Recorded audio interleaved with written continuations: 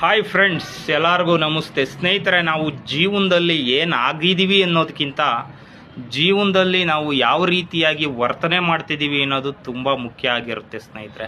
ಅದಕ್ಕೆ best example ಒಂದೇ ಒಂದು ಸ್ಟೋರಿ ಮುಖಾಂತರ ನಿಮಗೆ ಎಕ್ಸ್ಪ್ಲೈನ್ ಮಾಡ್ತೀನಿ ಕೇಳಿ.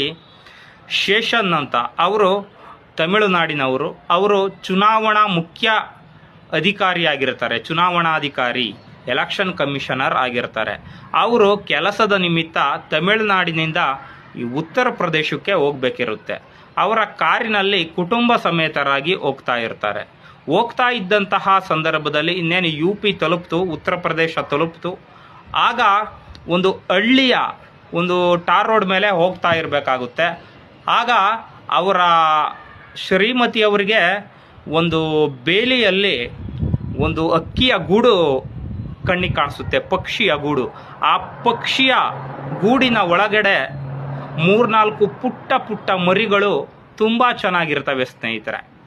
ಆಗ ಅವರ ಶ್ರೀಮತಿಯವರು ನೋಡಿ, ಅಲ್ಲಿ ಗೂಡು ಕಾಣ್ತಾ ಇದೆಯಲ್ಲ, ಆ ಗೂಡಿನೊಳಗಡೆ ಪುಟ್ಟ ಪುಟ್ಟ ಮರಿಗಳಿದ್ದಾವೆ, ಆ ಮರಿಗಳನ್ನ ತಾಂಡೋಗಿ ನಾವು ಸಾಕೋಣ ಅಂತ ಹೇಳ್ತಾರೆ.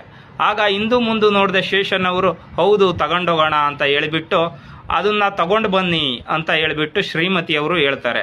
ಆಯಿತು, ಅದನ್ನು ತಗೊಂಡ್ಬರ್ತೀನಿ ಅಂತ ಹೇಳಿಬಿಟ್ಟು ಹೋಗಕ್ಕೆ ಹೋಗ್ತಾರೆ. ಅಷ್ಟೊತ್ತಿಗೆ ಅಲ್ಲೊಬ್ಬ ಕುರಿ ಕಾಯುವ ಹುಡುಗ ಕಣ್ಣಿಗೆ ಕಾಣ್ತಾನೆ.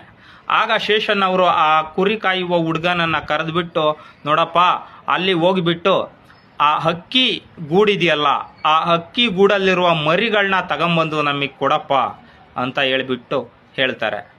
ಆಗ ಆ ವ್ಯಕ್ತಿ ಹೋಗ್ತಾನೆ, ಅವನಿಗೆ ದುಡ್ಡು ಕೂಡ ಕೊಡ್ತಾರೆ. ತಗೊಳಪ್ಪ ಅಂತ ಹೇಳಿಬಿಟ್ಟು ಒಂದು 200 ರೂಪೀಸ್ ದುಡ್ಡು ಕೂಡ ಕೊಡ್ತಾರೆ.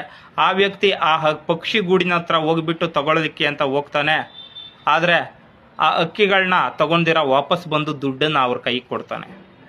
ಯಾಕಪ್ಪ ದುಡ್ಡು ವಾಪಸ್ ಕೊಟ್ಟೆ, ಆ ಪಕ್ಷಿಗಳನ್ನ ತಗೊಂಡು ಬರಲಿಲ್ವಲ್ಲ ಯಾಕೆ ಅಂತ ಹೇಳಿಬಿಟ್ಟು ಅವರು ಪ್ರಶ್ನೆ ಮಾಡ್ತಾರೆ.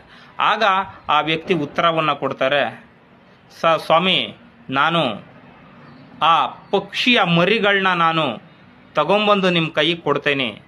ಆದರೆ ಆ ಪಕ್ಷಿಯ ಮರಿಗಳಿದ್ದಾವಲ್ಲ, ಅದರ ತಾಯಿ ಸಂಜೆ ಆ ಗೂಡಿನ ಹತ್ರ ಬರುತ್ತೆ, ಬಂದು ಆ ಮರಿಗಳನ್ನ ನೋಡುತ್ತೆ.